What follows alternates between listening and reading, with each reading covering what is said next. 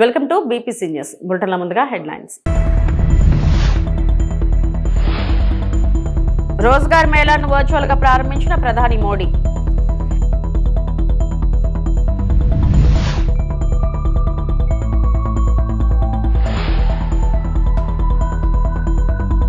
నగరిలో స్వర్ణాంధ్ర స్వచ్ఛాంధ్ర కార్యక్రమం పాల్గొన్న సీఎం చంద్రబాబు.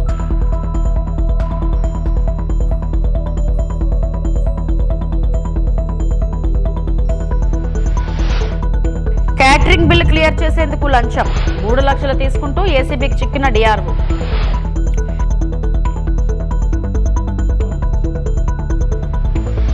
దేశవ్యాప్తంగా ఇవాళ జరిగిన 18వ రోజ్గార్ మేళా కార్యక్రమంలో ప్రధాని నరేంద్ర మోడీ 61,000 మందికి ఉద్యోగ నియామక పత్రాలు అందించారు.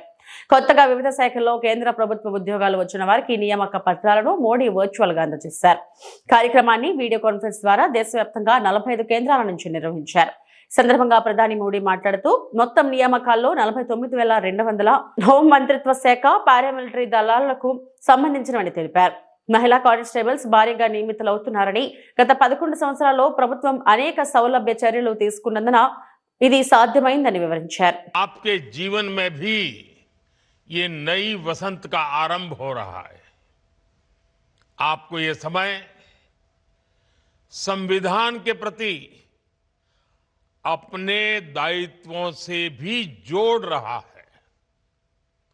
संयोग से इस समय देश में गणतंत्र का महापर्व चल रहा है.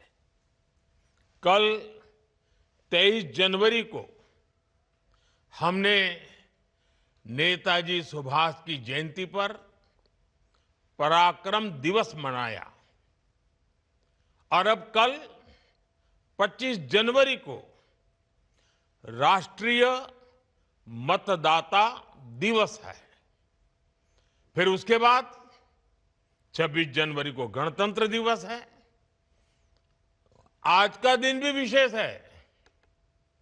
आज के ही दिन हमारे संविधान ने जन गण मन को राष्ट्रीय गान और वंदे मातरम को राष्ट्रीय गीत के रूप में अपनाया था. आज के इस महत्वपूर्ण दिन देश के 61,000 से ज्यादा नौजवान जीवन की नई शुरुआत कर रहे हैं. आज आप सबको सरकारी सेवाओं के नियुक्ति पत्र मिल रहे हैं. ये एक तरह से नेशन बिल्डिंग का इन्विटेशन लेटर है. స్వర్ణాంధ్ర స్వచ్ఛాంధ్ర కార్యక్రమంలో ముఖ్యమంత్రి నారా చంద్రబాబు నాయుడు పాల్గొన్నారు. సందర్భంగా పరిశుభ్రత, పర్యావరణ పరిరక్షణలో ప్రజల భాగస్వామ్యం కీలకమని ఆయన పేర్కొన్నారు. రాష్ట్రాన్ని స్వచ్ఛందంగా సుస్థిరంగా అభివృద్ధి చేయడమే లక్ష్యంగా ప్రభుత్వం పనిచేస్తుందని తెలిపారు.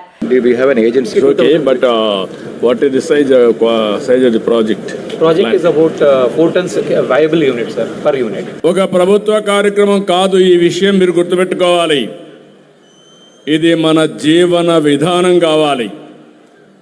అందుకే నేను కొన్ని కార్యక్రమాలు పెట్టుకున్నాను.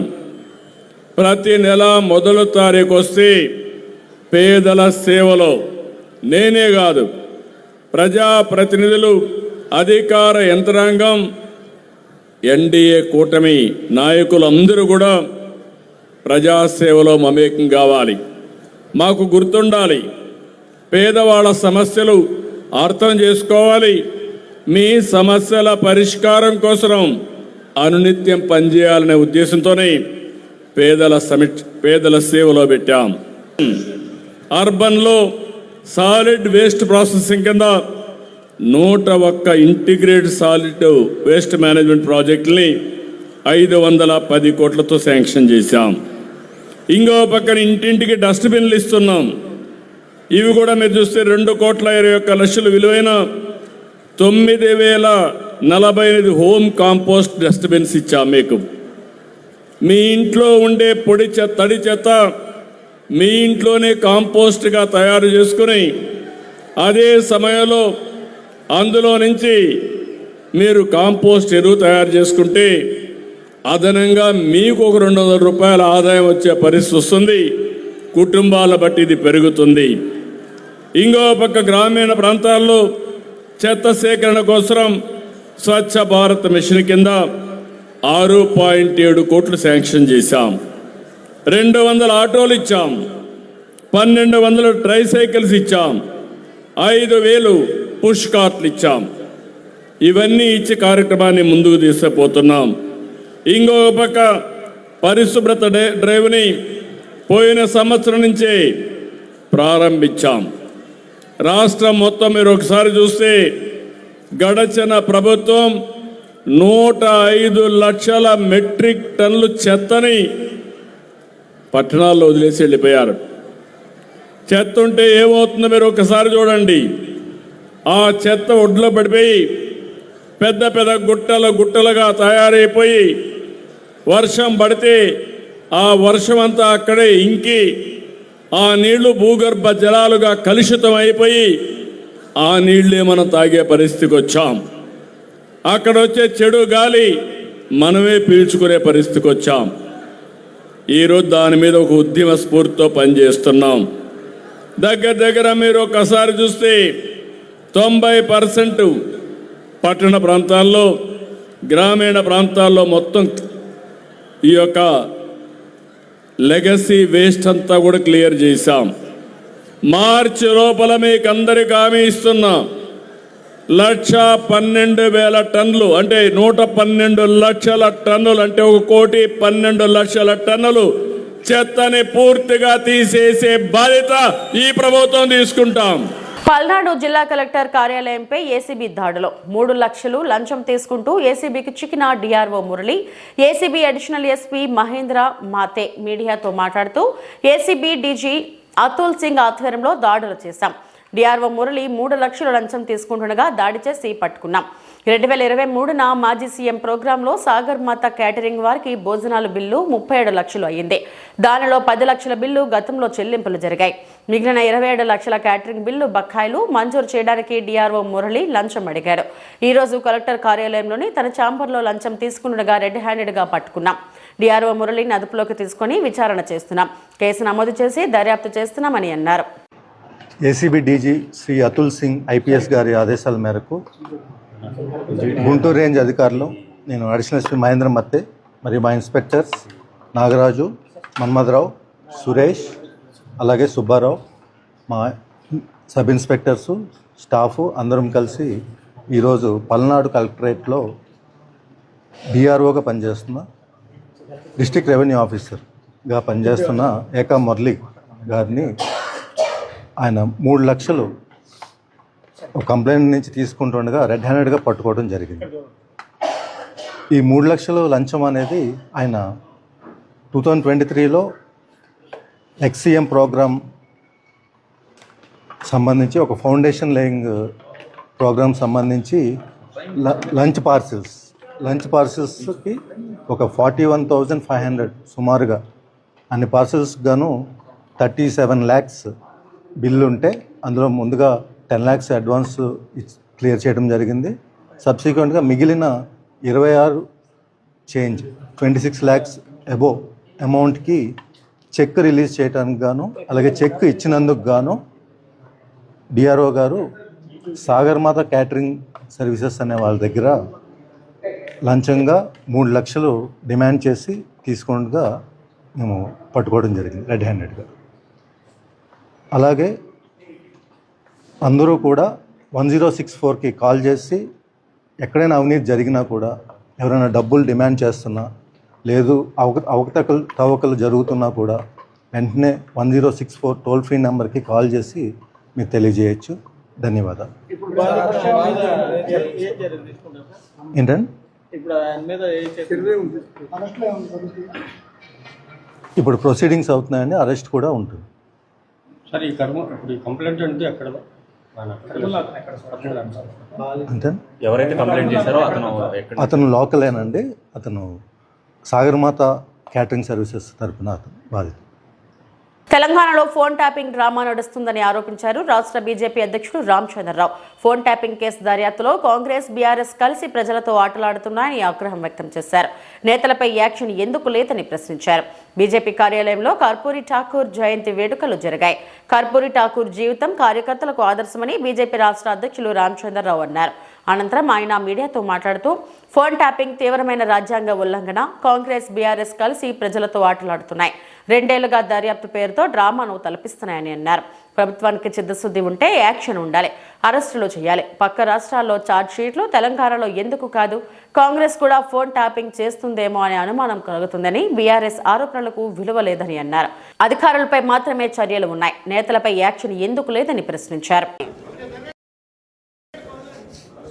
సాయిబాబా భక్తులు, షిర్డీ సాయిబాబా భక్తులు, షిర్డీ సాయిబాబా సంస్థాన్ కింద నడుస్తున్న అనేక షిర్డీ సాయిబాబా దేవాలయాలు ఈ అన్నీ కూడా వారు మనస్తాపం చెంది కొంతమంది వ్యక్తుల యొక్క వ్యాఖ్యలతో ఈరోజు భారతీయ జనతా పార్టీ కార్యాలయంలో రావడం జరిగింది. మరి కొంతమంది షిర్డీ సాయిబాబా మీద అనుచితమైనటువంటి ఒక వ్యాఖ్యలు చేసి వారు మనోభావాల్ని దెబ్బతీసినందుకు వారు భారతీయ జనతా పార్టీ వారు చేసిన వ్యాఖ్యలకు భారతీయ జనతా పార్టీకు ఎటువంటి సంబంధం లేదు. ఏదున్నా ఎవరైనా సరే మనోభావాల్ని దెబ్బతీసేలానే, మనోభావాల్ని గాయపడేలానే మాట్లాడకూడదని చెప్పేసి కూడా ఈ సందర్భంగా తెలియజేస్తూ, మరి ఎవరైతే ఈ వ్యాఖ్యలు చేశారో మనోభావాల్లో కొంతమంది దెబ్బతిన్నాయి కాబట్టి ఆ భక్తులు ఏవైతే నమ్ముతున్నారో కోట్లాది మంది ఉన్నారు. మరి షిర్డీ సంస్థాన్ కూడా ఒక ఐఏఎస్ అధికారి, దాంట్లో కూడా పోలీసు అధికారులు, అది గవర్నమెంట్ కింద నడుస్తున్నటువంటి షిర్డీ సంస్థాన్, మరి దాని మీద ఇట్లా అనుచితమైనటువంటి వ్యాఖ్యలు చేసి భక్తులని మనోభావాన్ని దెబ్బతీసినందుకు వారు వెంటనే వారు చేసినటువంటి దానికి వారు ఆ వ్యాఖ్యలను వెనక్కి తీసుకోవాలని చెప్పేసి కూడా వాళ్ళందరూ కూడా కోరుతూ ఉన్నారు. మరి భారతీయ జనతా పార్టీ కూడా తెలియజేస్తూ ఉంది, భారతీయ జనతా పార్టీకు ఎవరైనా ఆ వ్యాఖ్యలను చేసి ఉంటే ఆ వ్యాఖ్యలు చేసిన వారికి వారి యొక్క ఆలోచనకు భారతీయ జనతా పార్టీ ఏకీభవించదు. మేము స్పష్టంగా ఎవరి నమ్మకాలు వాళ్లకు ఏ దేవుని పూజించవచ్చు. ఈ దేశంలో కోట్లాది దేవతలు ఉన్నారు, అన్ని దేవీ దేవతలను మనం అందరం కూడా ఆదరించుకుంటాం. కాబట్టి షిర్డీ సాయిబాబా గారి యొక్క భక్తులకు, వారు నమ్మినటువంటి యొక్క భక్తులందరికీ కూడా నేను మరొక్కసారి ఆశ్వాసిస్తున్నాం, భారతీయ జనతా పార్టీ ఏ రకమైనటువంటి ఇటువంటి ఒక కార్యక్రమానికి కానీ ఇటువంటి వ్యాఖ్యలకు కానీ మద్దతు పలకదు. అనంతపురం నగరంలోని నవోదయ కాలనీలో స్వచ్ఛాంధ్ర స్వర్ణాంధ్ర కార్యక్రమంలో భాగంగా శనివారం ఉదయం జీరో గ్యాస్ శానిటేషన్ ఆంధ్ర థీమ్తో ఇంటి వద్ద కంపోస్టింగ్ పై నిర్వహించిన అవగాహన కార్యక్రమంలో పాల్గొన్న urban MLA Daggupati Venkateswara Prasad, incharge జిల్లా collector C Vishnucharan, market yard chairperson Balla Pallavi తదితరులు. కార్యక్రమంలో నగర పాలక సంస్థ commissioner Balaswamy, PD MEPMA Vishwajyothi, MHO incharge DE Narasimhulu, Swachh Andhra corporation coordinator Venkatesh, Navodaya colony సచివాలయ సిబ్బంది, మెప్మా టీపీఆర్ఓ సిబ్బంది తదితరులు పాల్గొన్నారు.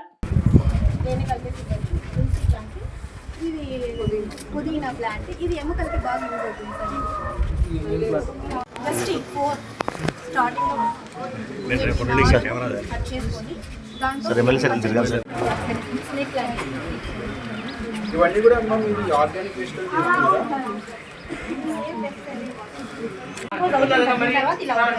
అనంతపురం అర్బన్ నియోజకవర్గంలో గౌరవ ముఖ్యమంత్రి శ్రీ నారా చంద్రబాబు నాయుడు గారి ఆదేశాల మేరకు ప్రతి 3వ శనివారం సాసా ప్రోగ్రాం చేయమని ఆదేశాలు ఉన్నాయి. గత శనివారం సంక్రాంతి పండుగ కాబట్టి ఈ ప్రోగ్రాం 4వ శనివారంకి ఈ ప్రోగ్రాం పోస్ట్పోన్ చేయడం జరిగింది. దానిలో భాగంగా గౌరవ కలెక్టర్ గారు, అలాగే మా మార్కెట్ యార్డ్ చైర్మన్ పల్లవి గారు, అలాగే మా నాయకులు, మా మున్సిపల్ కమిషనరు పీడీ మెప్మా గారు అంతా ఈరోజు ఈ సాసా ప్రోగ్రాంలో అటెండ్ అవ్వడం జరిగింది. ముఖ్యంగా ఈరోజు వినూత్నంగా ఒక ఇంటిని సందర్శించడం జరిగింది. దాంట్లో ఇంట్లో వ్యర్థాలు ఏవైతే వస్తున్నాయో బయట పడేయకోకుండా ఆ వ్యర్థాలని ఆమె కంపోస్ట్గా మార్చుకుంటూ ఇంట్లో గార్డెన్ ఏర్పాటు చేసుకున్నారు. ఆ గార్డెన్ నుంచి రకరకాల ఫ్రూట్స్, వెజిటేబుల్స్ ఇలాంటివి పండించడం జరుగుతుంది. ముఖ్యంగా ఒక చెట్టు నుంచి ఆమె హెయిర్ డ్రై పౌడర్ తీస్తూ ఉంది. దాని క్వాంటిటీ చాలా తక్కువ క్వాంటిటీ వస్తూ ఉంది. దాన్ని మెప్మా ద్వారా ఎక్కువ క్వాంటిటీ వచ్చే విధంగా మోటివేట్ చేయమని చెప్పేసి మేము కోరడం జరిగింది. దాంట్లో భాగంగా మెదక్ జిల్లా వెల్దుర్తి మండలం కుకునూరు గ్రామంలో దారుణం చోటు చేసుకుంది. ఇంటి ముందు పార్క్ చేసిన 4 ద్విచక్ర వాహనాలకు నిప్పు పెట్టారు. గ్రామానికి చెందిన కొన్యాల నరసింహులు, భానుప్రసాద్, తలారి భిక్షపతి, పోతుల యాదగిరి అనే వ్యక్తులకు చెందిన వాహనాలకు నిప్పు పెట్టారు. 2 ద్విచక్ర వాహనాలు పాక్షికంగా ధ్వంసం కాగా 2 పూర్తిగా దగ్ధమయ్యాయి. బాధితుల ఫిర్యాదుతో పోలీసులు ఘటనా స్థలానికి చేరుకుని విచారణ చేపట్టారు. గతంలో ఇలాంటి సంఘటనలు వెలుగులోకి రావడంతో స్థానికులు భయాందోళనకు గురవుతున్నారు.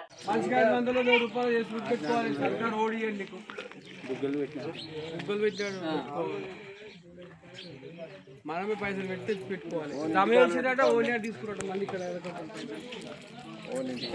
500తో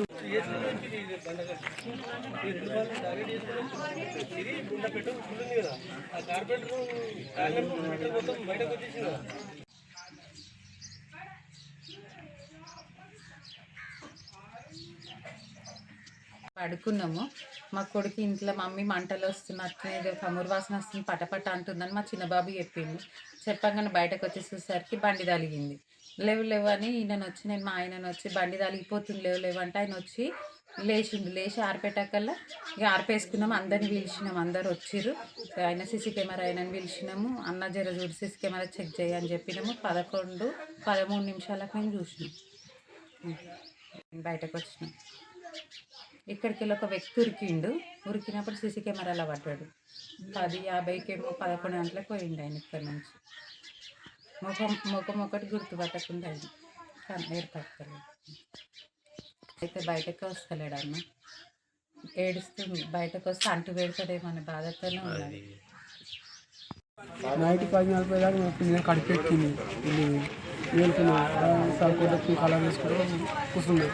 పోయినా తెలియదు అని చెప్పి సబ్జెక్ట్ అనుకున్నాను. నిలబట్టింది. అందరూ పట్టుకెళ్ళి మొత్తుకుని నరసింహ పిలుచుకుంటూ వస్తారు. అప్పుడు లేచి చూసేవాళ్ళకనే మంట ఇంట్లో ముసుకెళ్తా ఊరు పూర్లు వచ్చి అవి వెళ్తూ ఆ మోటార్ వేసి నీళ్ళు పట్టి తెగింది. అన్న 10:40 దాకా మేలుకున్నాను. నేను పెళ్లి చేసి ఇంట్లో పోయి పండుకున్నాను. నీళ్ళు పట్టింది. కలప అడిగి నిన్న కడుపెక్కించుంటుంది. చుట్టాలు ఇంటున్నారు అని చెప్పి పోయి పండుకుని నా కొడుకు మొన్న వచ్చిన అంత 3 కిస్తీలకు కట్టిన అన్ని బండ్లు అదే టైంలో. నాది ఒకటే 4 సంవత్సరాలు బండి, 5 సంవత్సరాలు. మళ్ళీ నేను ఎప్పటి నీటి ఉంచుకునే బండి, కొత్త బండి ఉంచుకుంటాను. నాది గ్రామర్ బండి. నేను ఉప్పినప్పుడు వేసుకుంటే పని చేస్తాను. రోజు పొద్దుగా వచ్చిపోయి పోతా వస్తాను. పొద్దుగా పోతే మళ్ళీ పొద్దుగా వస్తాను. ఇదేమో నా కొడుకు నేనే తీసుకొచ్చింది. అంత 3 కిస్తీలు 4 కిస్తీలు కట్టిన యాక్టివ్.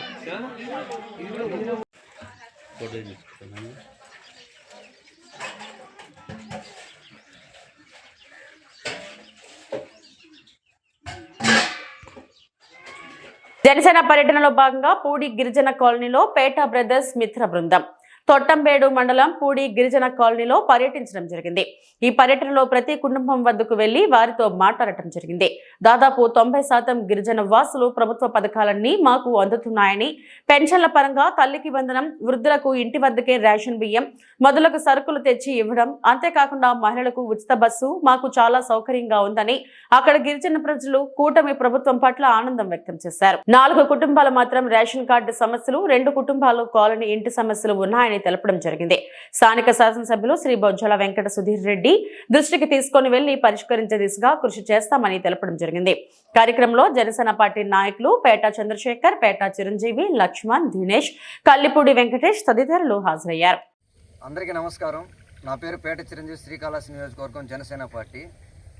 ఈరోజు శ్రీకాళహస్తి నియోజకవర్గంలో జనసేన పార్టీ తరఫున తొట్టంబేడు మండలం పూడి ఎస్టీ కాలనీలో జనసేన పర్యటన చేయడం జరిగింది. ఇక్కడ ఉండేటువంటి ఎస్టీ కాలనీలో మొత్తం కూడా ఉండేటువంటి అన్ని కుటుంబాలతో డైరెక్ట్గా వెళ్ళి వాళ్ళ యొక్క సమస్యల్ని మొత్తం కూడా తెలుసుకోవడం జరిగింది.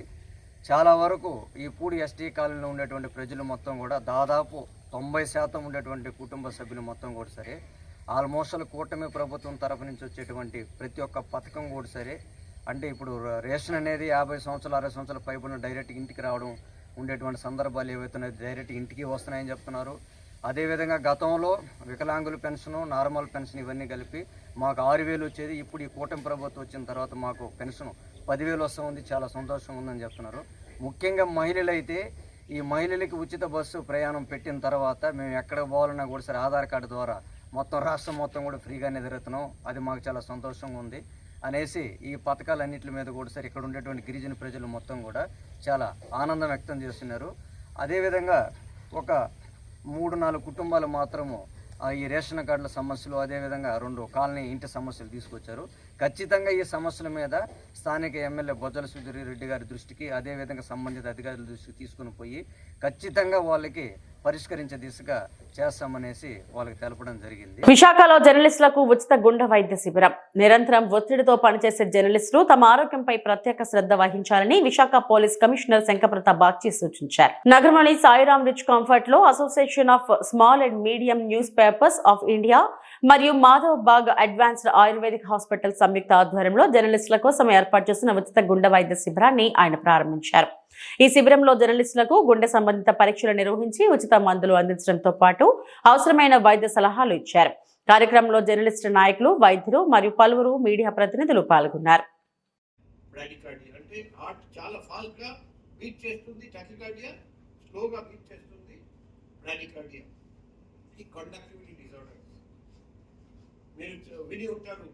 సందర్భంగా మరోసారి చొరవ తీసుకున్నటువంటి పరశురామ్ వాళ్ళ టీం మెంబర్స్ ని అభినందిస్తూ, మెయిన్ గా పోలీస్ కమిషనర్ గారు రావడం అనేది అభినందనీయం. విశాఖ ఎంపీ ఎం శ్రీభరత్ కు చెందిన గీతం సంస్థ ఎండాడ రిషికొండ ప్రాంతాల్లో సుమారు 54 ఎకరాల 79 సెంట్ల ప్రభుత్వ భూమిని కబ్జా చేసిందని సిపిఎం విశాఖ జిల్లా కార్యదర్శి ఎం జగ్గనాయుడు ఆరోపించారు.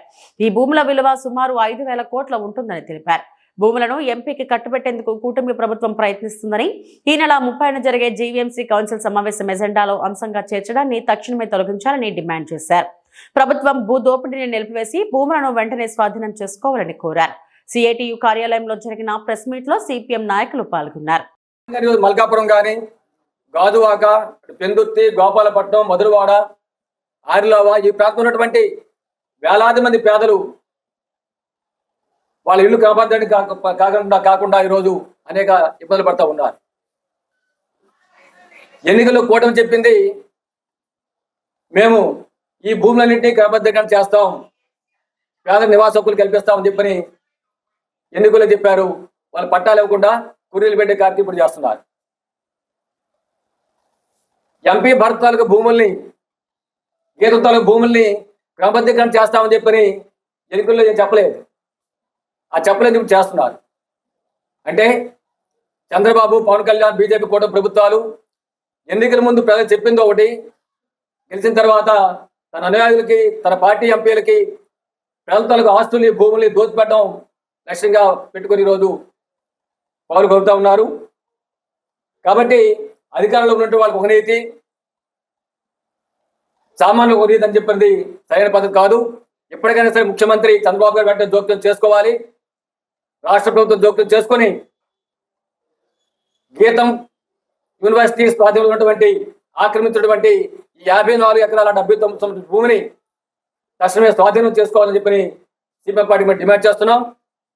అలాగే పేదలకి ఏదైతే జీవనం 30 ప్రకారంగా ప్రభుత్వ భూములు నివాసం ఉన్న పేదలంతా కూడా ఆ జీవో ప్రకారంగా పట్టాలు మంజూరు చేయమని చెప్పి డిమాండ్ చేస్తున్నాం.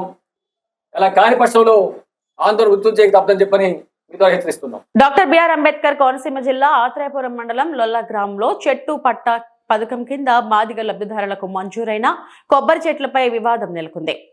కొబ్బరికాయలు తీసుకొనివ్వడం లేదని ఆరోపిస్తూ లబ్ధిదారులు ఎంఆర్పీఎస్ నాయకులతో కలిసి మీడియా సమావేశం నిర్వహించారు. వారు మాట్లాడుతూ ఆత్రేయపురం మండలం లొల్ల గ్రామంలో మా దళిత కుటుంబాలకు 1987-88లో చెట్టు పట్ట కింద ఇచ్చిన భూములపై కొందరు అజమాయిషీ చేసి ఈ భూములపైనే ఆధారపడి జీవిస్తున్న మాకు మేము నాటుకున్న కొబ్బరి చెట్లను తొలగించి ఆక్రమించుకుని దౌర్జన్యం చేస్తున్నారని వాపోతున్నారు. అయితే ఈ పథకం లేదని ఎంఆర్ఓ ఎండార్స్మెంట్ ఇచ్చారని ఆవేదన వ్యక్తం చేస్తున్నారు. కొబ్బరి చెట్లు తొలగించడంతో లక్షల్లో నష్టం జరిగిందని బాధితులు వాపోతున్నారు. డాక్టర్ బిఆర్ అంబేద్కర్ కోనసీమ జిల్లా ఆత్రేయపురం మండలం లొల్ల గ్రామంలో 8 దళిత కుటుంబాలకు చెట్టు పట్టా కింద భూమి చెట్లు కేటాయించడం జరిగింది. గవర్నమెంట్ పట్టాలు కూడా ఇచ్చింది. అయితే అప్పటి నుంచి కూడా వీళ్ళు ఆ మొక్కల మీద ఆధారపడి బతుకుతున్నారు. అలాగే ఈ భూములు ఎవరికి ఇస్తారంటే బాగా నిరుపేదలు, కూలి పని చేసుకునే వ్యవసాయ కూలీలకి, నిరుపేదలకి, వాళ్ళ అట్టడుగు వర్గాలకి ఇది పట్టా రూపంలో ప్రభుత్వం అప్పట్లో 1987-88లో ప్రారంభించింది. అయితే ఈ పథకమే లేదని చెప్పేసి ఎంఆర్ఓ గారు ఎండార్స్మెంట్ ఇవ్వడం జరిగింది. ఈ పథకం ఆంధ్రప్రదేశ్, తెలంగాణలో కూడా అమలు జరుగుతూ ఉంది. అయితే ఇది రీసెంట్గా దిగుమర్తి రాజారావు గారు కొబ్బరి చెట్లు 40 చెట్లు 15 సంవత్సరాలుగా కల్లూరు ఫ్యామిలీ ఆధ్వర్యంలో వాళ్ళు అక్రమంగా కొబ్బరికాయలు తీసుకుంటూ ఉన్నారు. అంతేకాకుండా పసల కొండమ్మ అనే ఆవిడ అక్టోబర్ నెలలో 40 కొబ్బరి మొక్కలు వేసుకున్నారు. 40 మొక్కలు కూడా ఇరిగేషన్ డిపార్ట్మెంట్ క్రేన్తో వచ్చి తొలగించడం జరిగింది. ఆవిడికి దాదాపు ₹1,00,000 నష్టం వచ్చింది. అయితే దళితులు అనేవాళ్ళు ఏదైనా భూమి కానీ, వాళ్ళు తీసుకునే కొబ్బరి చెట్లు కానీ, అంతేకాకుండా వాళ్ళ భూమిలోకి అన్యాయంగా వచ్చి ఇతర కులాలు ఎవరైనా సరే దాడి చేసిన, చెట్లు కొబ్బరికాయలు తీయించుకోకపోయినా, అన్యాక్రాంతం చేసిన 1989 SC/ST అట్రాసిటీ యాక్ట్ మరియు 2015 and 16 అమెండెడ్ యాక్ట్ కూడా ఉంది. అయితే బలమైన చట్టం ఇది. కాబట్టి ఈ చట్టం కింద వాళ్ళు శిక్షార్హులు అవుతారు. తప్పనిసరిగా వీళ్ళు బాధితుల్ని వాళ్ళు ఇంచుమించు 15-16 సంవత్సరాలుగా వేధించడం జరుగుతుంది. కాబట్టి తప్పనిసరిగా వాళ్ళు ఈ చట్టం కింద వాళ్ళ మీద కేసు నమోదు చేయిస్తాము. అంతేకాకుండా జిల్లా కలెక్టర్ గారు న్యాయ విచారణ జరిపించి దళితులకి ఈ భూములు ఏదైతే చెట్టు పట్టా కింద ఇచ్చారో అవన్నీ కూడా విచారణ చేసి దళిత కుటుంబాలకి ఆ చెట్టు పట్టా కింద ఇచ్చిన ఆ చెట్లు అలాగే భూమిని అప్పగించేలా చర్యలు తీసుకుంటారని నేను డిమాండ్ చేస్తున్నాను. ఇవి ఇప్పటివరకు నా బులెటిన్ అప్డేట్స్. నమస్తే.